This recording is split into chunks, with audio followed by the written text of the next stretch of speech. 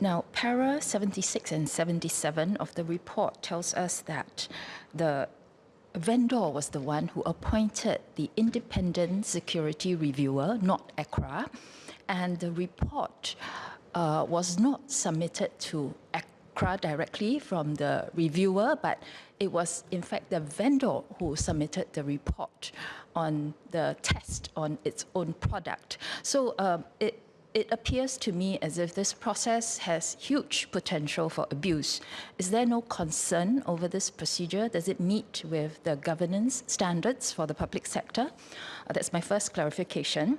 My second one relates to, now it is obvious from the report that ACRA did realize that there is a conflict between its understanding of the July circular with its obligations under IM8 and PSGA. Now, why did ACRA prioritize compliance with the July circular over compliance with IM8 and PSGA? And will there be instruction or guidelines given to organizations how they are to deal with such situations when they find themselves in apparent positions of conflict? Like, for example, it would appear from the report that ACRA sought clarification primarily over emails. Would it not be better to have a conversation or a meeting over this to sort out any misunderstandings?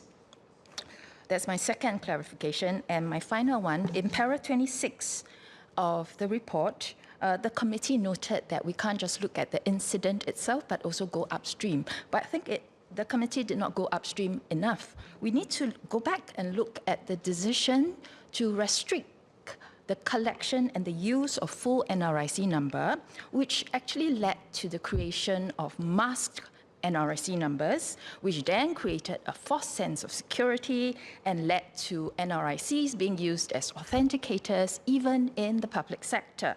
So have we reviewed that policy decision to find out what are the learning points, and if so, what are they? Perhaps the last point first. I would commend Annex A of the report to Ms. Hazel Poa, and indeed this position, the issues and the problems of using full NRIC and partial NRIC numbers are explained there.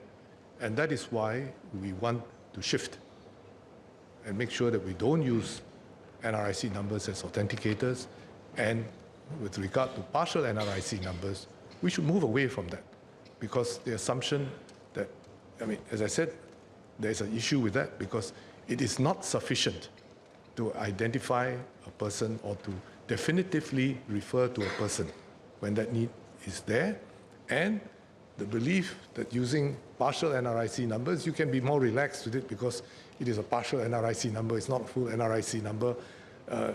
You can't be more relaxed with that because, in fact, the full NRIC number is easily discoverable. So these are problems and issues which arose over time. I don't think it is because of the rules with regard to collection, use, and disclosure of full NRIC numbers that led to this. It may have contributed to this, and therefore those rules, I think, still make sense on the collection, use, and disclosure of full NRIC numbers. And that particular guidance also sort of pointed to people using NRIC numbers for things like lucky draws and so on, and it was quite unnecessary. And also whether or not you should collect and retain a person's NRIC card, not just his NRIC number. So there was some guidance on that. And I think those still remain relevant. And it could have led to the practice of people using partial NRIC numbers. And that is also a practice which has serious downsides. So yes, I would commend Annex A to Ms. Hazel Poa. On the balance between in ACRA, between, I wouldn't say it's a conflict, but you have to strike the right balance between the functions that ACRA is meant to provide, which is to have a registry which promotes corporate transparency, and you have to balance that against how you protect personal data. And that is something which ACRA should have considered to strike the right balance. And they did to some extent, but I think the full appreciation was not there. Is it better to have conversations? Yes, it is, but nowadays with digital and the ability to communicate with each other in email, you can do so quite quickly as well. Setting up a meeting actually can take more time. You can use all modalities. But I don't think that was the fundamental issue. The fundamental issue was they both went away thinking that they understood what it was all about, but they had a difference in interpretation, and it was not resolved and resulting in this incident.